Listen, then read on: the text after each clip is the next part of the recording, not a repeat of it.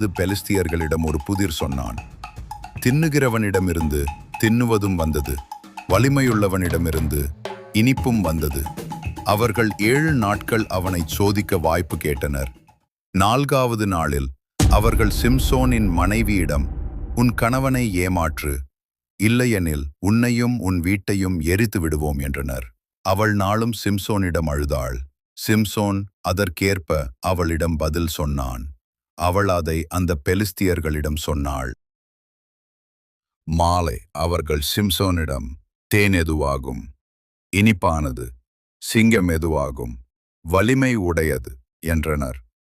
சிம்சோன் கூறினான், நீங்கள் என் காளையை உழைத்திருந்தால் தான் இந்த புதிரை கண்டுபிடித்திருப்பீர்கள். கர்த்தரின் ஆவி அவன் மேல் வல்லமையாக வந்தது. அவன் அஸ்கலோனுக்கு போய் 30 பேரை கொன்றான். அவர்களுடைய உடைகளை எடுத்தான், புதிருக்கு விடை சொன்னவர்களுக்கு கொடுத்தான்.